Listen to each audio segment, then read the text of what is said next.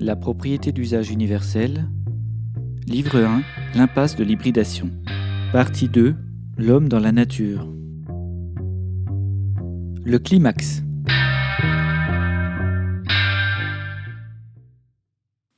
Pour calmer la terreur suscitée par mes propos, il semble important d'évoquer dans une autre parabole ce que la nature nous enseigne.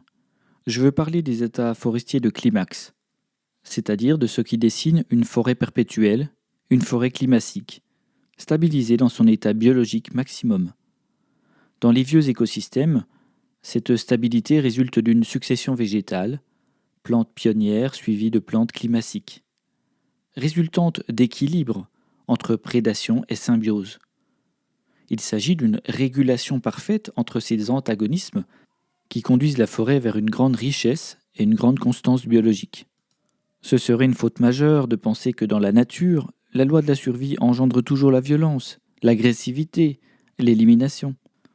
Les arbres s'entraident, nourrissent des champignons mycorhiziens qui leur fournissent des minéraux en échange de sucre, s'envoient des messages olfactifs, vivent en colonie, sont timides et s'évitent parfois. Ce principe de la force collective au service de l'individu permet d'évoquer l'aubaine décrite par Proudhon, qui n'est rien d'autre qu'une manifestation sociale du mutualisme observé dans la nature. Lors de l'érection de l'obélisque de Luxor, sur la place de la Concorde, Proudhon constata que la force nécessaire de 200 grenadiers pendant 1 heure dépassait la force d'un grenadier pendant 200 heures. Non seulement le travail fut accompli plus rapidement, mais aurait été irréalisable de la main d'un seul homme. Cette évidence, qui n'en est pas une, bouleverse le rapport social, permet de repenser l'interaction individu-groupe et le gain obtenu par la constitution d'un collectif. Or, cette aubaine dont nous reparlerons régulièrement est souvent observée dans la nature. La variété, combinée au nombre et à la coordination, décuple le résultat de toute action. Que serait la fourmilière d'une reine seule, la forêt d'un seul arbre, le récif corallien d'un seul polype? La nature a évolué depuis des millions d'années, et Darwin nous démontre comment les solutions observables aujourd'hui, donc favorables à la survie, sont inévitablement adaptées. Attention, cela ne signifie pas leur pérennité, car Darwin théorise l'évolution du vivant. Ce qui existe n'a pas forcément vocation à durer, bien qu'il puisse être merveilleusement adapté au moment.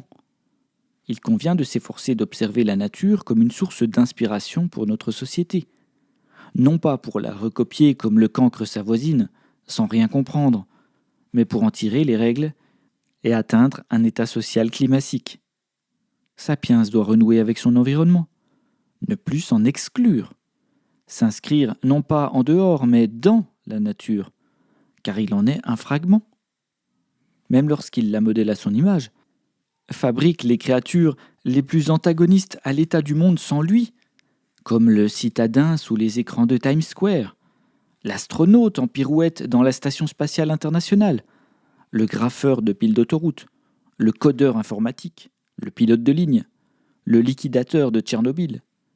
Sapiens ne s'affranchit jamais de son inclusion dans la nature. Autrement dit, l'homme pourra détester la nature autant qu'il le voudra, pourra s'en croire extrinsèque, mais ne pourra jamais faire sécession avec elle.